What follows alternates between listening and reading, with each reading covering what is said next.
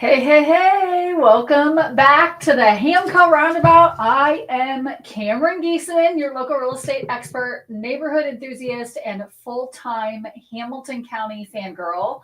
I'm starting to call myself, if you haven't watched one of our lives before, I am a huge Hamco fangirl. So, this week we are going to talk about many things. There's a battle over chickens in Noblesville. Carmel is about to become Fast and the Furious meets kind of art fair. What? You need to move your microphone. I don't have a microphone, you guys. Technical difficulties. Bear with us. In order to hear me, you have to have a mic. Was I echoey? Was that the problem? Adam gave me this look like, why does it sound weird? Okay. Okay, is that better? There we go. Let's start over. I'm not going to start over. Anyways, okay, so Carmel is essentially about to be turned into kind of like the Fast and the Furious meets art fair. It's one of my favorites. Big Hoffa's said barbecue is great, but let's add cocktails. Super excited about that one. And then Fisher's, we're going to talk about events. So, and I'm going to kind of talk about things to do. So, if you live here, plan to live here, or just want to know why people love to live here, this episode is for you. Grab your coffee or tea. I have tea. And let's talk Hamco. First topic we are going to talk about. Let me actually get my screen ready. And we are going to talk about cars. I've talked on here a little bit on our live shows about cars, either the F1 aspect, if you like, kind of like the sports cars. We've talked about, I can't even think what other car stuff we've talked about, mostly just F1, partially because my husband is obsessed with F1.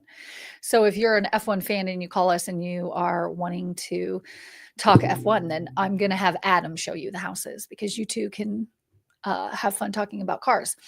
But this upcoming weekend, which this is going to go live today because we're live now, but it'll hit our channel. So anybody that's watching this later, it's this weekend. So September 6th is Carmobilia, Automobilia.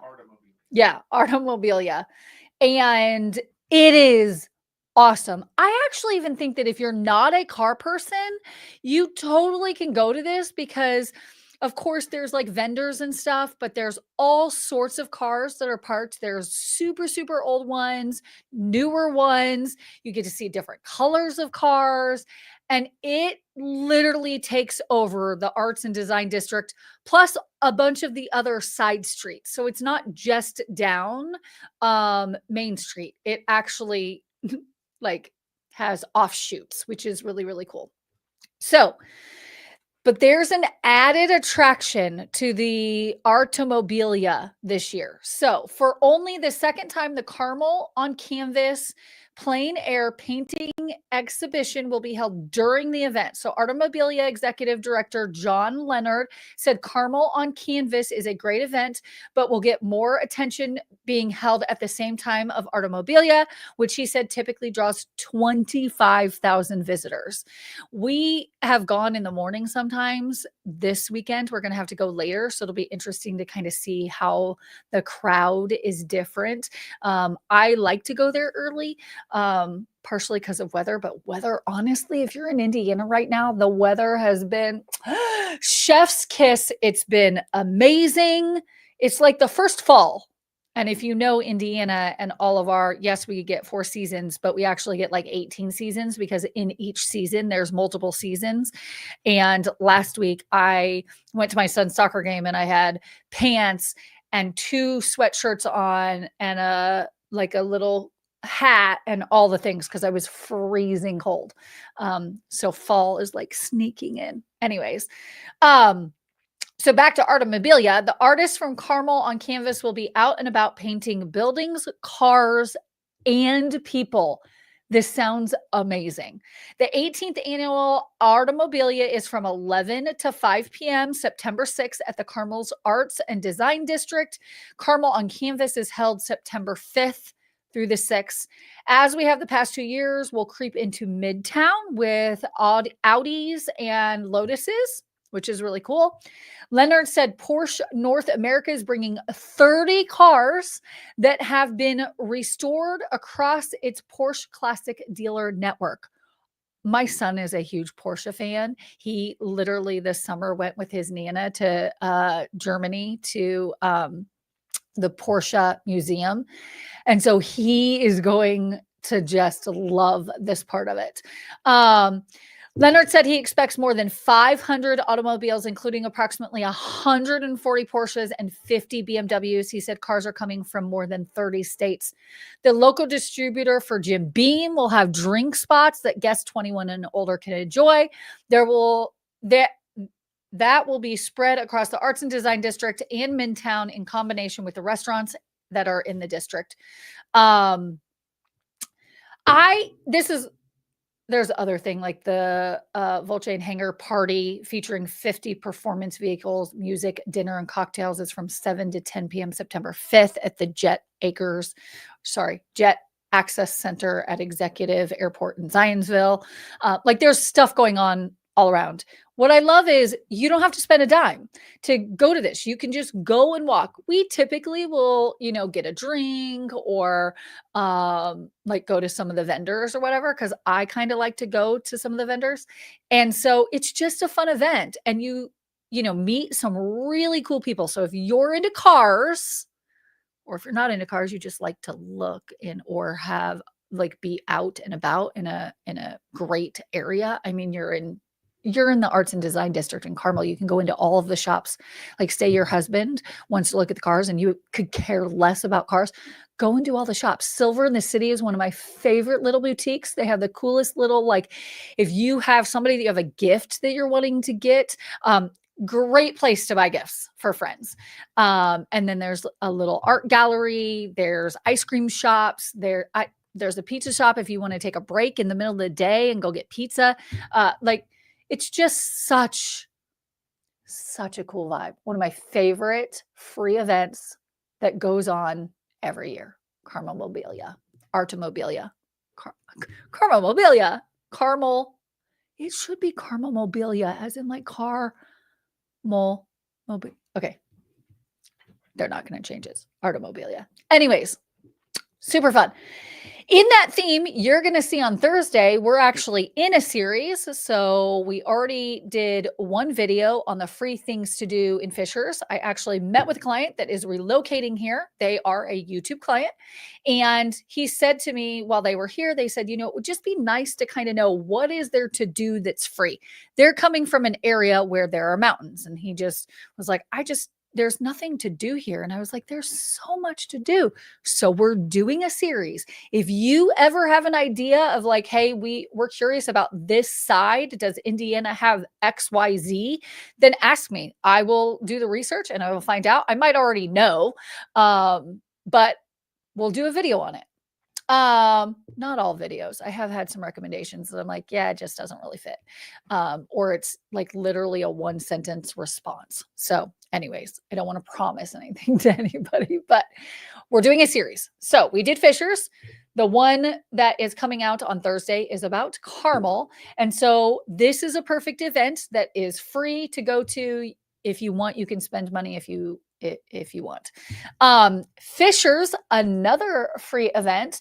The Yard at Fishers District invites communities to family game night. So the Yard at Fishers is a mixed-use dining, retail, entertainment, and residential development just outside Indianapolis in Fishers, Indiana.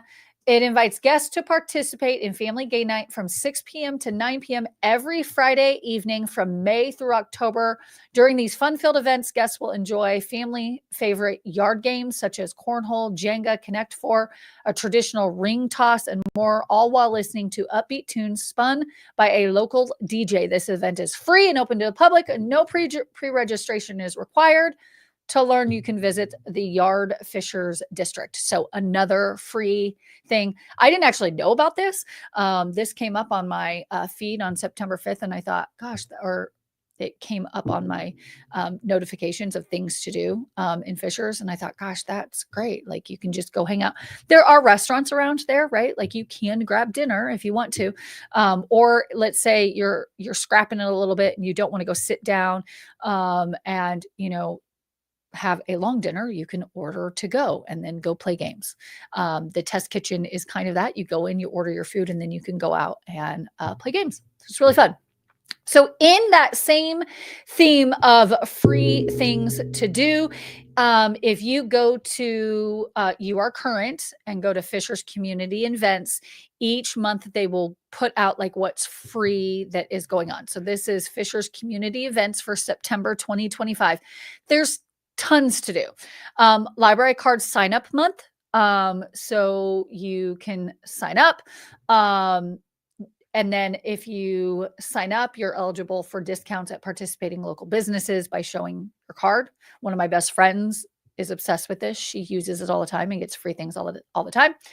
Safety Day, the Fishers Fire Department will be at the Fishers Farmers Market, 8 a.m. to noon, September 6th, providing safety demonstrations, meet and greets with first responders, opportunities to connect with local organizations, and more. Glow in the Park. This one is a fun one. It is for 21 and over, but Glow in the Park is not. There's another one. I think there's actually two. I need to qualify myself on that. Maybe we'll go here in a second. But face painting, live DJs, dancing, neon splash zones, black lights, fog machines, and lasers will light up the night for the annual Glow in the Park, September 26th and 27th at the Nickel Plate District Amphitheater. It used to be one night. It's interesting that they've made it now for 2 nights, probably because, yeah. Oh, okay. So that's where it is. They have a family night. We used to take our kids. It is not free. This is $5 per person. And then this one's $20 per person, but it's Glow in the Park. It's funny. I know that they say that it's a cost. I went one year and there's a lot of people that are kind of like on the outskirts that are just watching. So if you like people watching, come and watch it because this is fun to watch. And there's plenty of spots that you can kind of just like watch from afar. Anyways, okay. So there is a kids and an adult.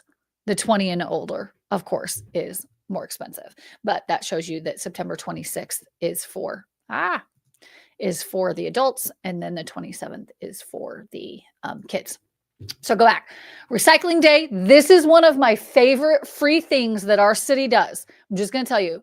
I actually don't know if Carmel, Noblesville, and Westfield has this as something to do, but every year throughout the year, we have a section in our garage that we put stuff that maybe we want recycled, or it doesn't go into the recycling bin, or it's a bigger household item that we can't put out at the curb. The City of Fishers will host a free city recycling day for electronics, household electronic or metal items, and household hazardous waste from 8 to 1. And it's at Billericay, however you want to say it, because I know that it's said some way, but Billericay, on Promise Road. It's super close to us, so that's also why I kind of love it. When we changed out our toilets, we took our toilets, refrigerators, any like used printers, and then we at one point in time took a big bin of like paper that just needed to be shredded, and so we took it, and they have a big huge shredder that they're literally like throwing it into the shredder, so it's really great. Police open house. You can go to the police open house, and then the government meetings. So I just wanted to kind of show you that, again, because we had this question and we're doing this series, I wanted to give you multiple options on free things to do. Next up, the topic is chickens.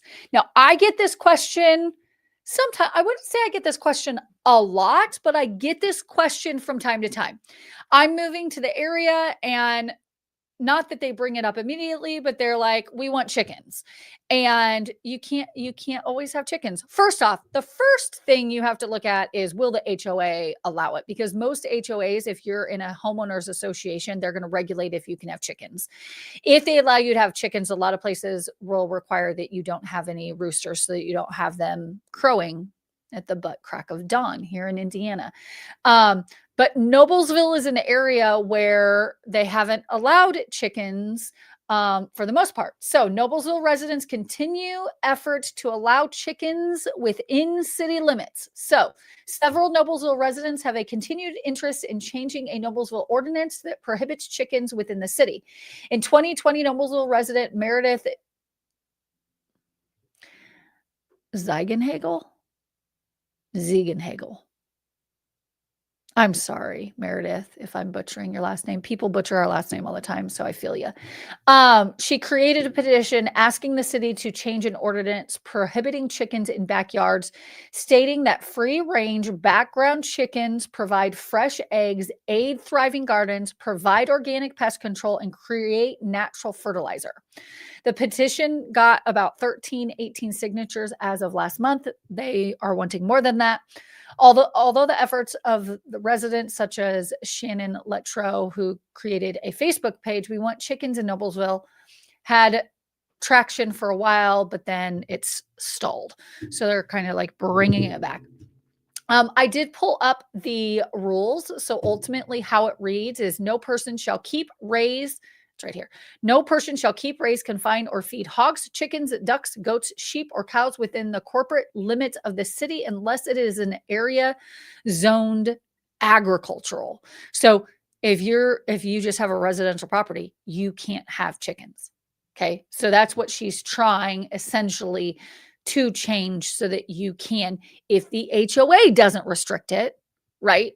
There's a lot of areas all over Noblesville and honestly in Hamilton County that allow it. And even Carmel lets people do it. So their kind of thought is, why can't we?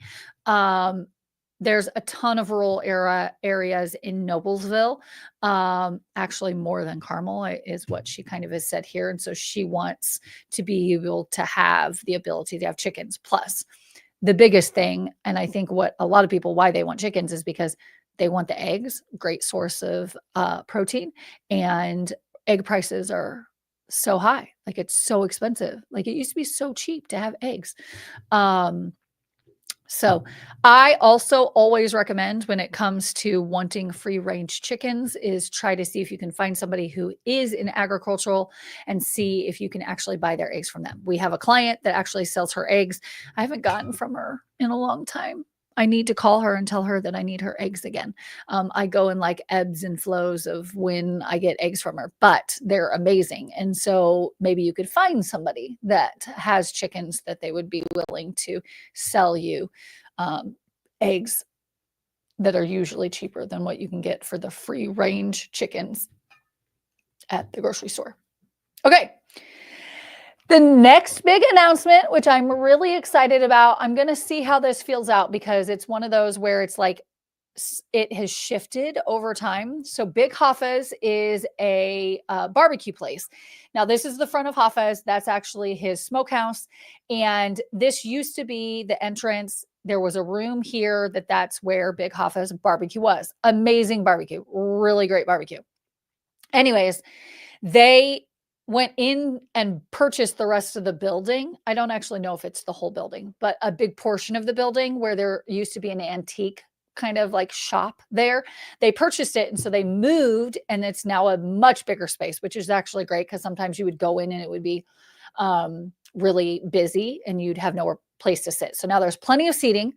And so at that front area, which is here, they did an ice cream shop for a while.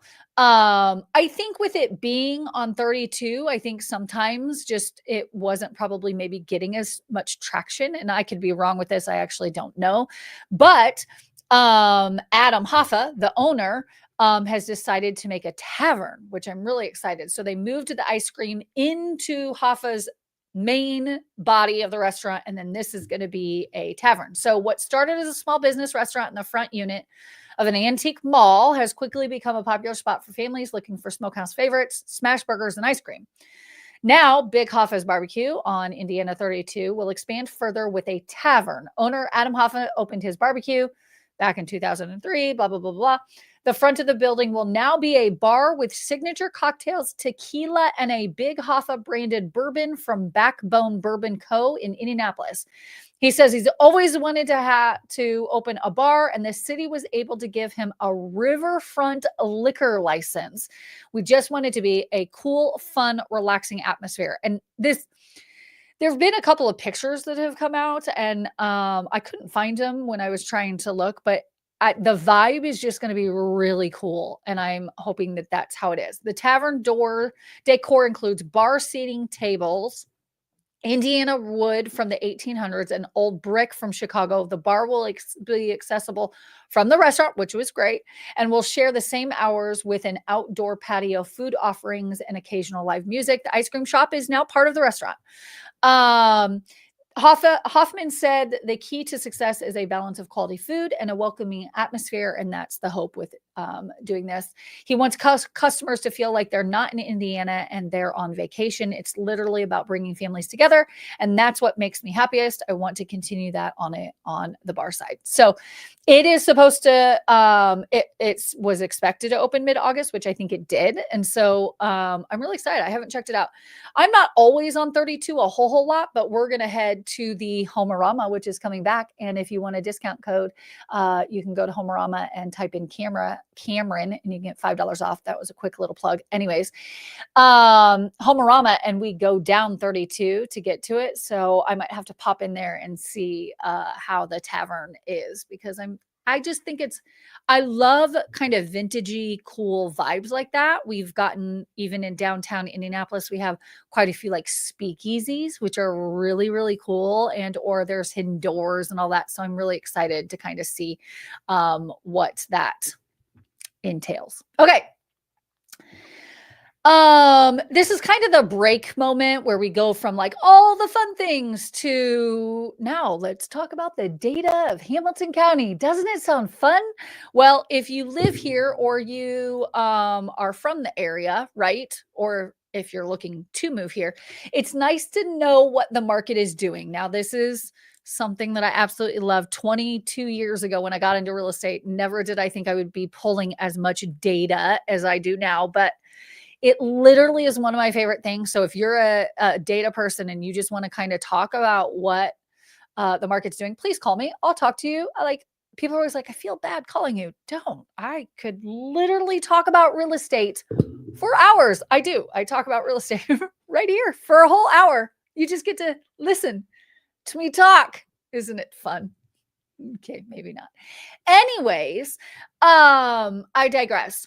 The first kind of topic that I want to talk about is honestly the market.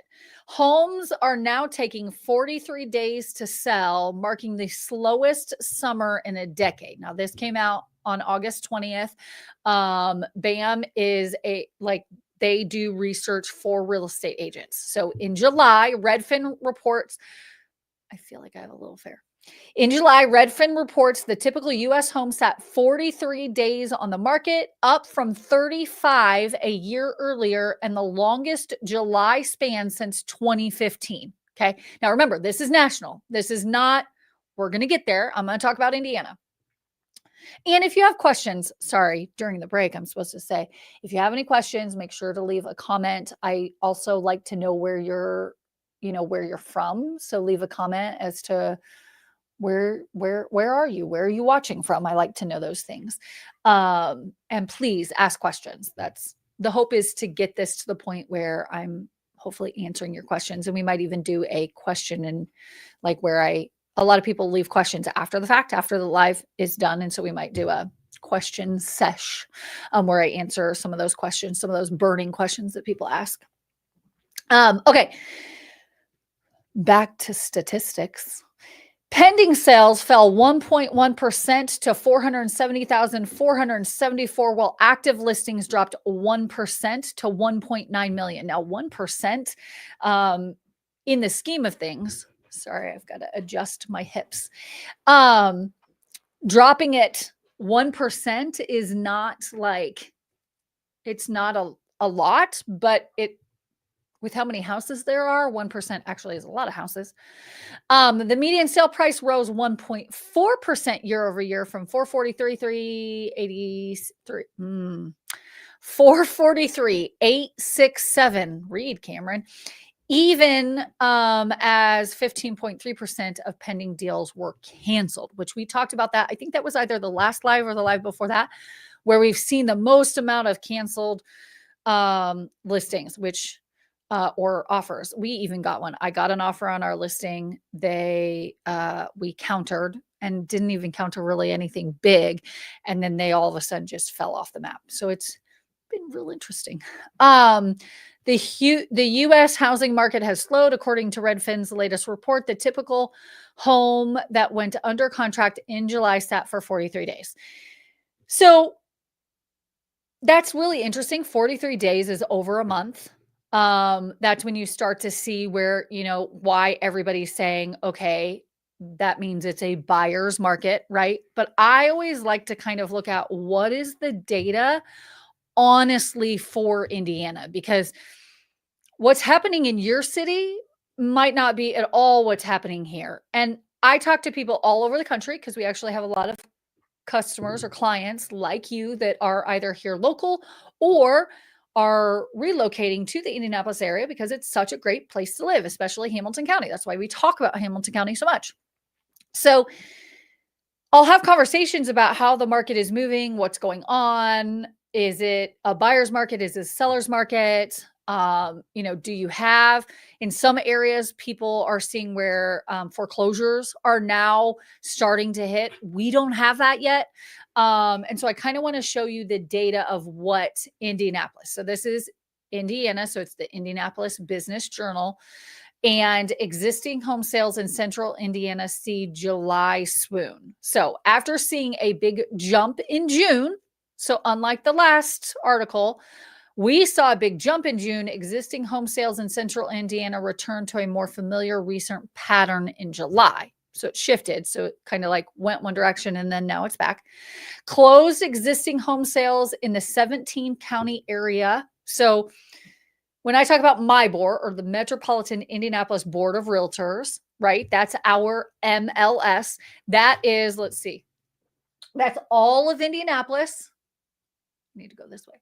That's all of Indianapolis and then all of the surrounding areas. So typically almost like if you've watched some of my videos, I talk about the donut. So the one donut and then the second donut, right? So that's all of this area, which is honestly a really big area. Okay.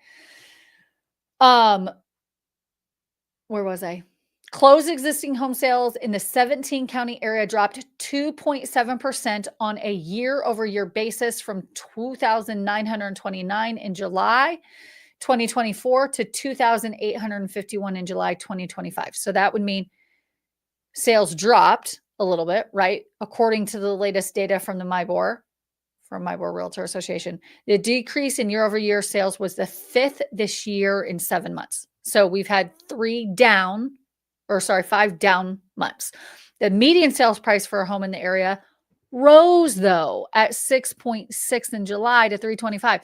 So even though there aren't as many homes that have sold, there's still our average price point, or our median sales price, is still increasing. And so sometimes I'll have clients say, well, I don't understand why our houses, how are prices still going up if as many houses aren't selling? Well, the active inventory of homes rose from 4,639 in July 2024 to 5,656 last month, a 22% year over year increase. We've been low for so long. People are starting to finally list their houses. The buyers are out there, but we've talked about this for multiple shows now, that the buyers are getting a little bit pickier on what they want. New listings were up 3.3% from a year ago to 3,480. Pending sales were up 15.8% in July compared to the same month a year ago. So it's like conflicting information, right? Like, yes, it's slower, but we're still seeing the results. So the housing market continues to adjust and respond through the fluctuations in mortgage rates. Weakening job numbers will likely result in slightly lower rates through the back half of the year, which, coupled with more inventory slow, should provide some relief in affordability. So I'm starting to see it. I mean, I am seeing houses definitely sit for longer, but here's what's weird. Sorry, I think I just like food just popped out of my mouth. Braces, aren't they fun? Just food hides out in there and then shows up unexpectedly. It's like your in-laws show up unexpectedly. Okay. Okay. Mine don't actually. I have really good in-laws. Okay. That's the 17. That's all over. But look at this. So it's interesting. So they kind of talk about Marion County, but then they talk about all the other counties. In Hamilton County, sales were up 2.4 in July on a year over basis to 567. The median sales price in the county rose 2.5%. So it depends on where you're looking. And you have to have that conversation with your agent, because I think everybody wants to like watch the news and just assume that that's how it is. But then when you actually look at the data is showing something a little bit different. So you have to look county by county, sometimes city by city, and neighborhood by neighborhood, because there's some neighborhoods, if you list your house, it's going to sell. It just is going to, because it's a highly desirable location. Now, there are some that still, even like if they're crappy or if they're not good, then maybe they won't. But so there's multiple. Hendricks County sales jumped 14.6%. That's huge, you guys. In July to 252, and the median sales price rose 4.4%. So Hamilton's doing better. Hancock's doing better. Johnson County sales were up 2.3% last month, and there was an increase of 10.4% in price. Hancock County sales were up 1.3% in July compared with a year ago to 151. The price rose 9.2%. Here's your first one. Sales declined 9.5% in Madison County in June, and the median sales price dropped 6.7%. Boone County sank. Morgan County sales soared 20.7%, which it's true. I was in Morgan County this weekend. Well, Friday, and then Adam went. And Morgan County, sure as heck, they're increasing. And then price climbed 2%. And then Shelby saw a 4.7% decrease. So if I look at just this, Marion County, right, fell, and a couple of others, right, Boone and Madison dropped, right? All the others went up. So I get really heated about all of this, and I even just noticed that I was like yelling at the screen. So I'm sorry. I just get so excited. Hamilton County is just one of those, and many other counties are still strong, are still doing really well. Does that mean your house is going to sell in 24, 48 hours? No, it doesn't. I have a listing that's amazing. Somebody come buy it. It's beautiful. Backed up to the Nickel Plate Trail. Like, these people literally are probably the most organized, cleanest sellers I've ever experienced. And yet it's sitting a little bit. And so the days of, yes, there are still properties that are going in, let's say, that 24, 48 hours. Like, it is still happening. But that doesn't mean it's like the standard. Okay. So just know that this is an overarching conversation that I think, if I'm not going to be your realtor, but you're calling a realtor, have this conversation with them. They need to know this. If you got me in my first probably 10 years of being a real estate agent, I did not know any of this. I didn't even know how to do this. I had to teach myself how to look at the data so that I could provide that data to you so that we can analyze where the market is. So if you're buying or selling, I can guide you accordingly. So make sure you're having this conversation. Okay. Technically, right now, the unfortunate part that I have to tell you is the new data for August doesn't come out until like the 5th, and we're here sitting at the 2nd. So I can't give you August data today. So you're going to have to wait 2 weeks for me to give you August data. So this pretty much is the same that I've shown you every single time. But what I wanted to do is I wanted this week, I know we talk about Hamilton County mostly, right? Partially just because Hamilton County is, I mean, you guys, it is a diamond of a whole county. I had a YouTube client that called me this week and wanted me to tell them which place was better. And I know it can sometimes seem on my channel or when I review cities, it can maybe seem vague. It's not that I'm being vague, it's that all of Hamilton County, like, I don't think you can make a wrong decision on which city you want to live in. And I'm speaking about Fishers, Carmel, Noblesville, Westfield. All the schools are amazing. All of their ecosystems maybe have slight differences. And that's why we're kind of talking about the free things to do so you can kind of gauge, which area you want to be. But overall, they're all fabulous and they're all within one little box. It literally is the 4 cities. And so that's why we talk about Hamilton County on this channel so much. If you want to know about any other cities, ask me. I was in Martinsville and Monrovia this weekend. Like, we show other areas. Greenwood, I've got a listing that's going to be coming up in Greenwood. We can talk about any of the areas. I focus on Hamilton partially because it is such a great place to live, especially each city focuses heavily on family.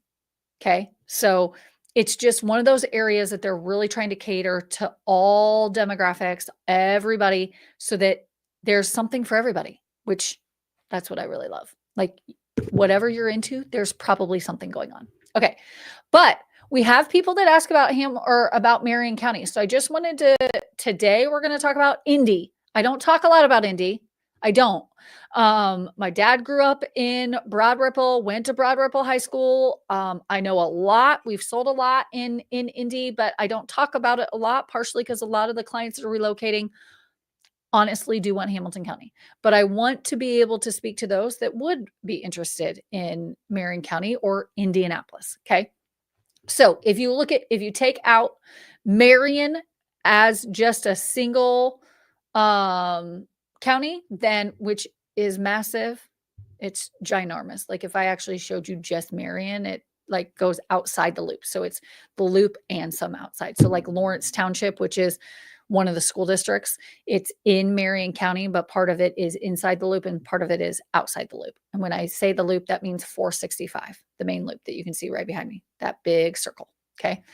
The median price is 259.2, which is, this is again still June or July data, so it's not August, but average days on market was 18, and then month supply is 2.4. So it kind of just gives you an idea of how Indianapolis is working or is moving. Now, here's the thing I'm going to tell you. It all depends on where you're at. If we're talking Irvington, if we're talking Mass Ave, or if we're talking Meridian Kessler, if we're talking Fountain Square, like each little area, Butler Tarkington, like there's all these little kind of like micro cities within Indianapolis, and they each have their own ecosystem. And so to know what that is, you just want to kind of explore that. So on today's tours of houses, we're showing Indianapolis houses. So you can kind of see what can you get in Indianapolis, because I think you want to wait till the end, because I'm going to show you just a banger of a house. It is stunning. And I think a lot of people don't even realize this exists in, quote, downtown Indianapolis. Okay. But we're going to start with one of my first spots, which this is in Irvington. If you don't know much about Irvington, what I love about Irvington is, well, one, the people are amazing. Typically, kind of an artsy styled feel. The homes can be a little bit more vintagey. They have a great ecosystem. I've had multiple clients move in there into that community. They have an amazing uh, Halloween festival that is like I want to say like US known. I actually don't know if it is, but it's phenomenal. So fun. Everybody always raves about it.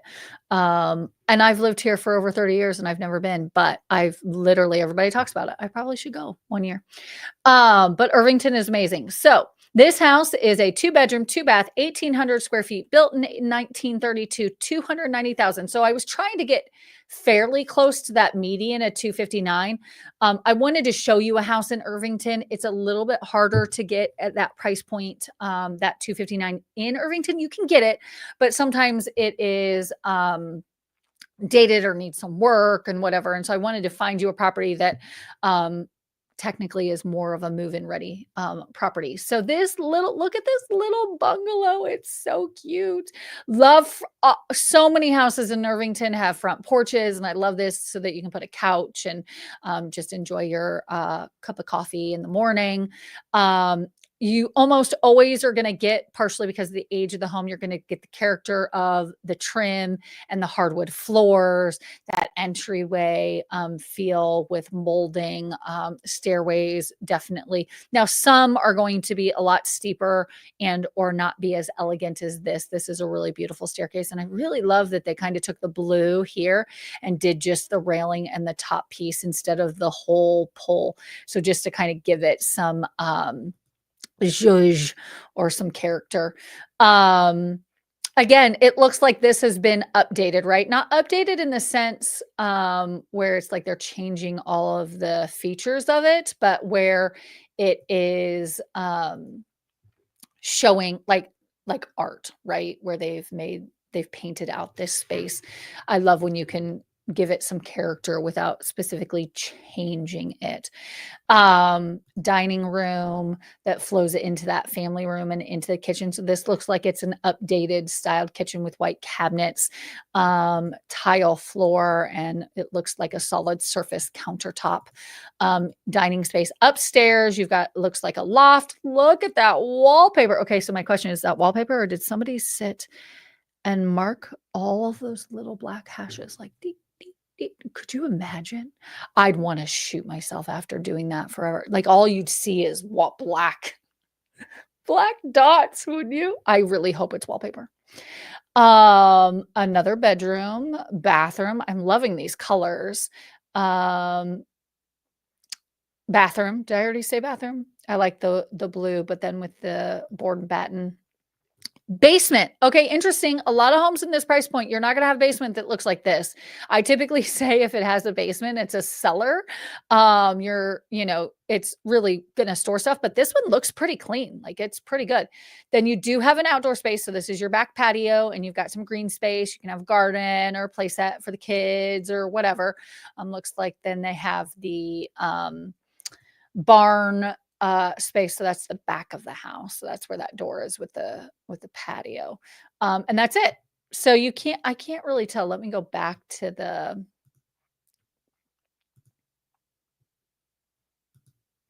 listing. Is there a car? I didn't even look at that. I'm like, where?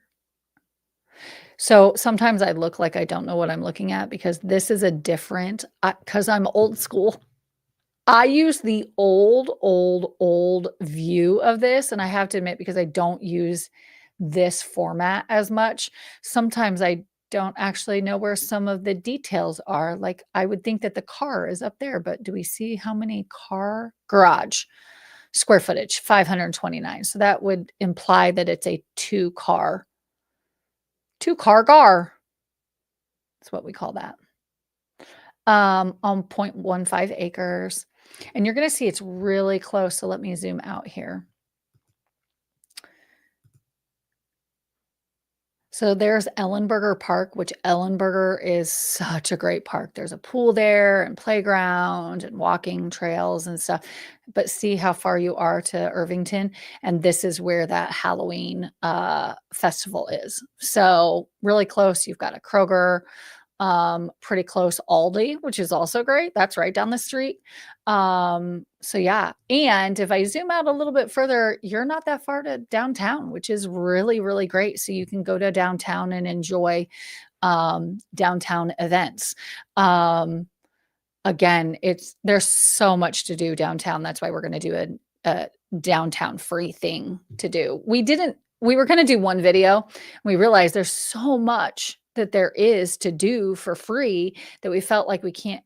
I felt like I would have been even more vague. Like it's not all inclusive of all of the things. Like I can't mention everything because that would be such a long video, but we broke it up into city so that you, like, if you know that you're going to be in a specific city at a certain time. So, and we'll put links and stuff to that. So anyways, that's the first house. The second house, it was interesting because I try to find unique properties for you, or properties that give you kind of like just an idea of what there is. And it's really interesting because this property came up. It's a 4-bedroom, 3-bath, 2,100 square feet, built in 1890, is listed for $799. Now, it was originally listed for $900. It's been on the market for 110 days. So there's some wiggle room, which I always love that, especially if you're looking for a property. But when I pulled up this property, I was like, oh my gosh, that's really cute. Probably maybe not my favorite color, right? I'm not a big yellow person.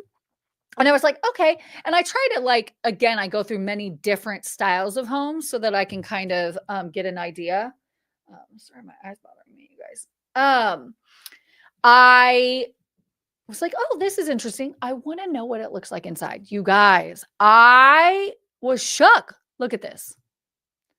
This is not what I expected on the inside. I was like, oh, okay.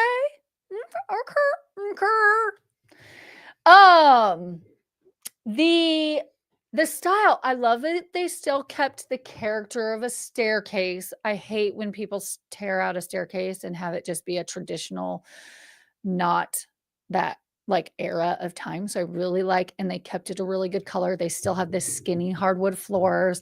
It's all open. They've changed out some of the features. Like that's not really a ceiling fan that you would see, but all of my design friends would tell me right now, Cameron, fans are not part of a design. Like they're functional.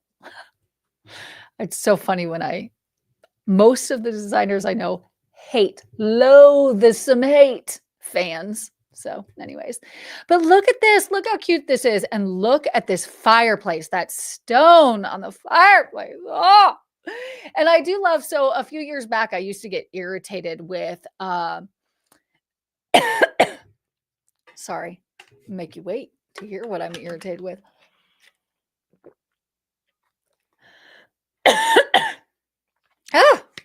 When you talk for an hour, you get a tickle in your throat. Okay. Adam used to complain, and it didn't irritate me as much, but it irritated me a little bit, where they would do like this, where it is more of a finishes picture. Like it's a close up. It's not showing you the room. It's a detail shot. And part of the reason I didn't like that is because back in the day, you could only have a certain amount of pictures. And so when you use pictures like this, it takes away from other pictures where you can actually see the room. I am liking the artistic design of when agents are starting to do, some of those more artistic styled pictures, because this is great. The photographer did a phenomenal job. I don't know who they are, but look at that fireplace. I mean, come on.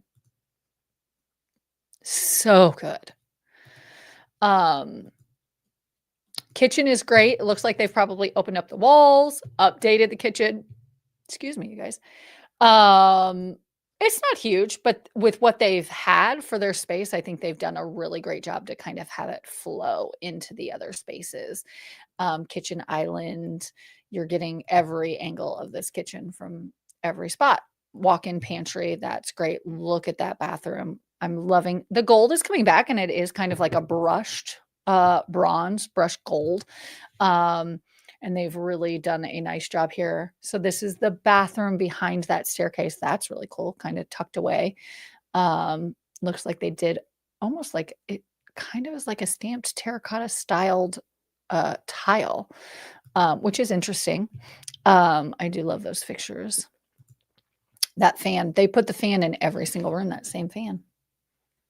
It's great. Gold with clear. This is great. I just really liked it because, again, and I'll show you location, phenomenal location.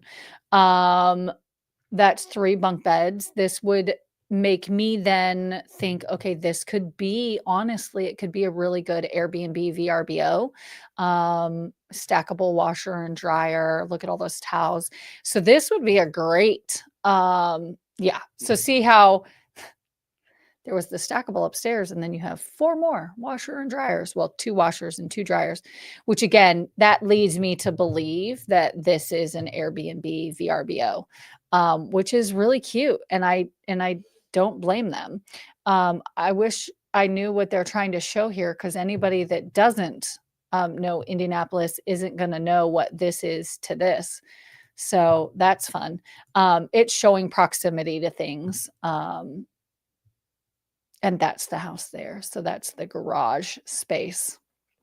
But that's the backyard. Okay, so let me go back here and I will show you the location because it's great. Here we go. Okay. Let me zoom out.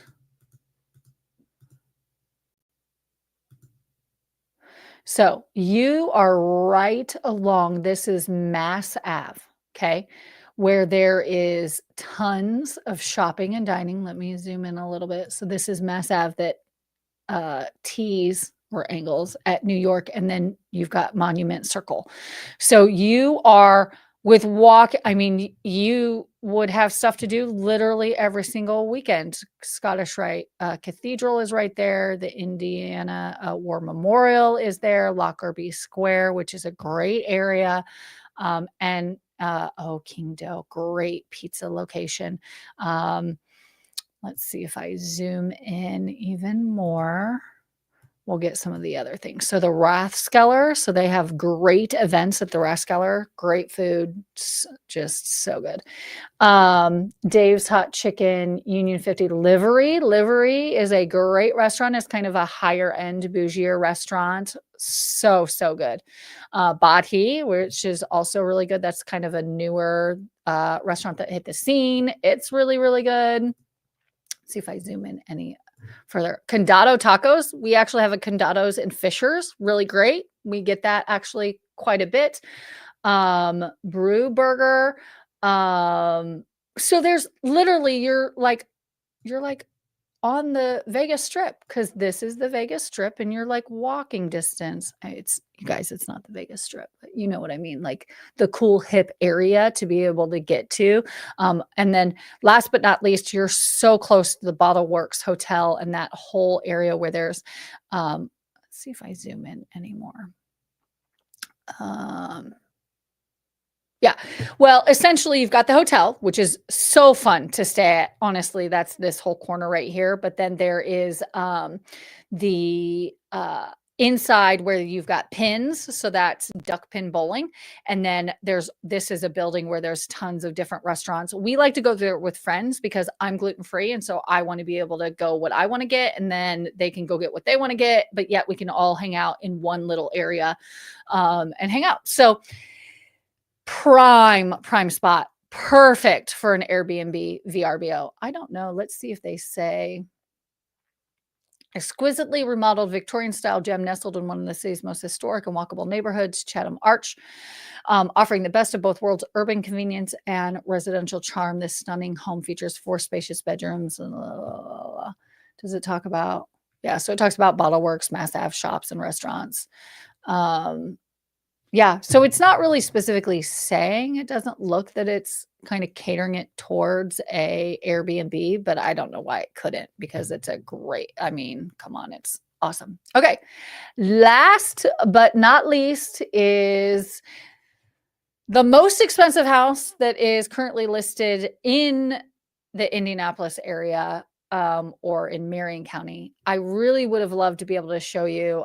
I'm not going to at this point because it's pending, and I try to show you active homes. But the owner of the cult, who now has passed away, Jim Irsay, had his estate listed for 14 million, and it's already pending. I really wanted to get in there, and I just didn't have a client that was searching for a $14 million house. I needed to call some friends, and I don't know who I would call. Okay. This is the most expensive house listed currently right now. It's been listed for 413 days, so it's been on the market for a while. It started at 7.75 million, so clearly it has come down in price. I feel like there's probably still some wiggle room.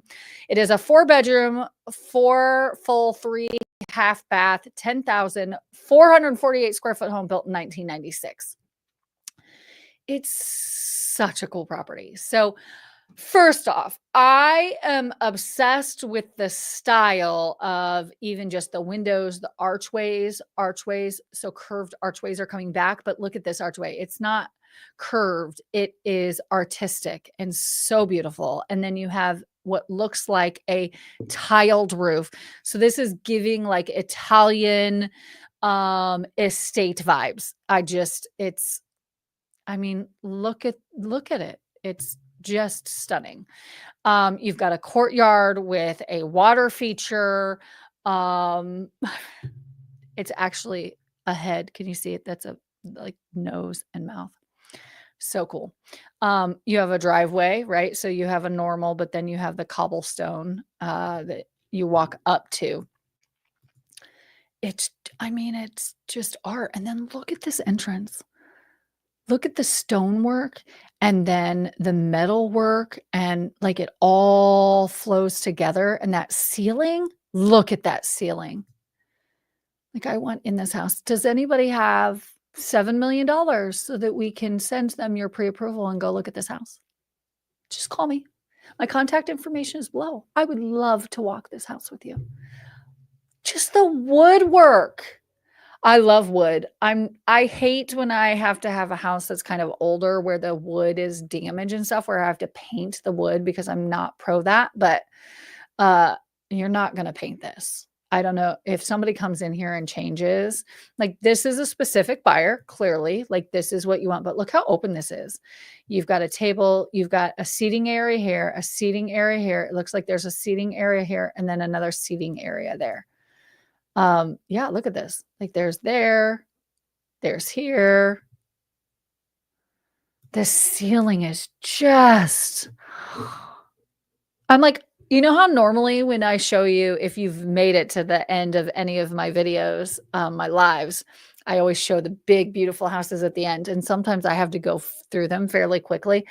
I could literally sit and stare at all of the different like aspects of this house, like things from the metal art that is between this open space between the two rooms, these arches in the windows, which I think that's what is going out to the front. You've got the breezeway upstairs. You've got the wood and the art. I almost said articulated, not articulated. But just like the attention to detail is just, it's exquisite. Look at this. This room is just so cool. Okay, so then we have a kitchen. So this is where, again, when I have a house that is kind of at this level, I do wish that they would give me some details on, is this the main kitchen? Is this a secondary kitchen? Because especially in houses like this that are 10,000 square feet, sometimes you have different spaces. They definitely are on theme with each of these rooms with the decor. Look at that wine room. I specifically, hopefully if you again watch any others, I try not to look at all of the pictures because I want to be surprised as well when I'm talking to you about this. Okay, look at those distressed wood floors. That's complete stonework. It looks like limestone. And then you've got the wood beams. Just look at that fireplace. Oh. You guys, this is like when you're talking about craftsmanship, I'm hoping that I would walk into this and it truly is craftsmanship, which I think that it is, especially when you have stone like this. Like, I'm sure that you can do this wrong, but I mean, this is art. It's not just a house. You're buying art in a house. It just happens to be also where you live. Um, 2 double sinks, tall sinks. Look at that bathtub. Again, the tile work of this house. I wanna know where they got their tile because I can presume that they're getting this tile from, and I also wanna know who the designer is, because the design of this built back in the '90s is just great. Gosh, I'm assuming this is the basement, right? So this is almost like your pub. Basement, bedroom, basement, bedroom. I don't actually know if they're basement bedrooms, you guys. Oh, well, this doesn't look like it. This looks like it's on the main floor. Workout room, 3-car garage, again, with those curved archways are just stunning. There's your faces again. The backyard. Okay, who wants to get married in this backyard? Look at this backyard. This would be amazing for a wedding. And I wonder if it could even be turned into a wedding venue. Anyways, I say that I have no basis if it's in a neighborhood, which it's not in a subdivision, but I'm going to show you where. Oh, does it say the designed by noted architect J. Landfair Welty and built by accomplished custom home builder R.J. Klein in 1996. Well, they did a freaking an amazing job. The home exudes characteristics of Mediterranean revival architecture featuring stucco walls, yep, a red tile roof, yep, intricate carvings and arched windows and doorways built on perhaps the most private lot in Alverna on 4.6 wooded acres. The property offers a luxury escape only minutes from shopping, dining, and top-rated schools, which we'll get to that. So I'll show you here in location-wise. So it's not on Meridian. So a lot of people that live in this Meridian Kessler area or Williams Creek area, they, normally you're on Meridian, but this isn't Meridian, partially because you're a little bit further more north off of Nora. So it's not actually that Meridian Kessler area, because that's more down here. So you've got Butler, Tarkington, Broad Ripple, North Crow's Nest, and then you're a little bit further down into that Bridgefield, Greenbrier area, North Willow Farm. So right close to Williams Creek. North Central High School is right there. Honestly, if you're buying this house, you're probably going to send your kids to private schools. So there's multiple private schools that are around too. Brebeuf, Bishop Chatard, multiple opportunities. But some of my favorite shopping is literally right here. So you're super close to the Whole Foods, this Nora area, which is really, really great. Let's see if I can zoom in and call out some of the places. So Whole Foods, Flower Child is a great restaurant. Actually, one of my close friends is vegetarian, says it's a great place for vegetarian. You've got Kroger, Target, Marshall's, Total Wine, and more. But then if you just go further down, you've got Ironworks. There's a sushi joint here that's really, really good. And then you've got the fashion mall, Keystone Mall, which is great. So that you've got, I don't know if Saks is coming back, but you have Nordstrom's and Lululemon and Louis Vuitton and Gucci and Crate and Barrel and all of the things. So that's all along here. So anyways, great location, great property. I wanted to kind of give you what there is to do in Indianapolis, because Indianapolis is honestly such a great area, and depending on where you're at, right? Because we talked about Mass Ave, we talked about Irvington, and then the Meridian area. And they're all within the loop, but they're all great places to call home. So you can be inside the loop and still have a great home. I think a lot of people are kind of surprised that there are 6, 7, $14 million houses in Indianapolis. Everybody always puts them in Zionsville or Carmel or Westfield or wherever. So anyways, hopefully you enjoyed that. That's a wrap on essentially this week's Hamco Roundabout. Whether you're here for cars, the chickens, or just the community scoop, I'm glad you tuned in. If you got some value out of today's episode or just learned something that you can casually drop at your next like neighborhood barbecue, go ahead and give that video a like and hit the subscribe button so you never miss out on an update. I'll be back in 2 weeks with more Hamilton County happenings, real estate insights, and probably a few hot takes. Until then, stay curious, stay connected, and I'll catch you in the next one. Bye.